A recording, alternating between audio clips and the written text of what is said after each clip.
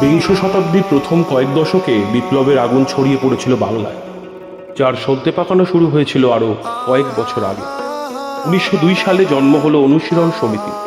পরে তারই একটি ধারা হয়ে উঠল যুগান্তর দল।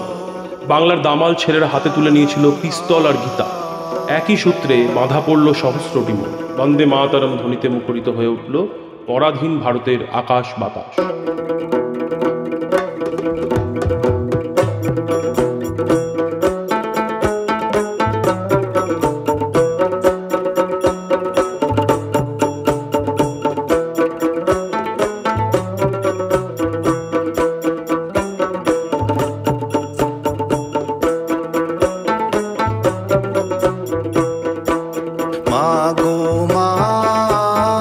স্বদেশ জননী তোমার চরণ বন্দিয়া গাই তোমারি কাহিনী।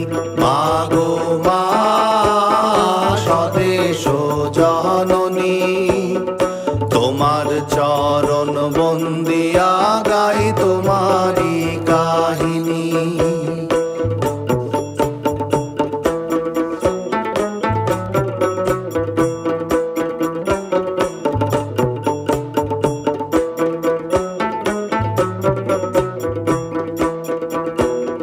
শৃঙ্খলিতা ছিল মাতা বানিয়ার হাতে, সাহেব বানিয়ার হাতে।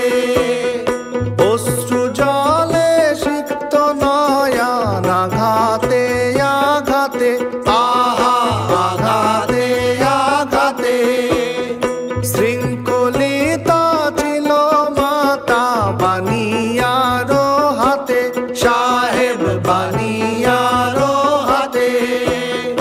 অশ্রু জলে সিক্ত নয়ন আঘাতে আঘাতে, আহা আঘাতে আঘাতে।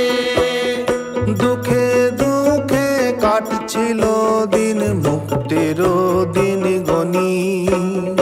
দুঃখে দুঃখে মুক্তির মন্দির ও সোপান তলে প্রাণ দিলেন যারা, তাদেরকে মনে রেখেই আমাদের এবারের মন্ত্রভাবনা আহুত। মায়ের সামনেই তার শ্রেষ্ঠ সন্তানদের স্মৃতিতে এই আমাদের শ্রদ্ধা। তোমার চরণ বন্দিয়া গাই তোমারি কাহিনী। মাগো মা স্বদেশ জননী তোমার চরণ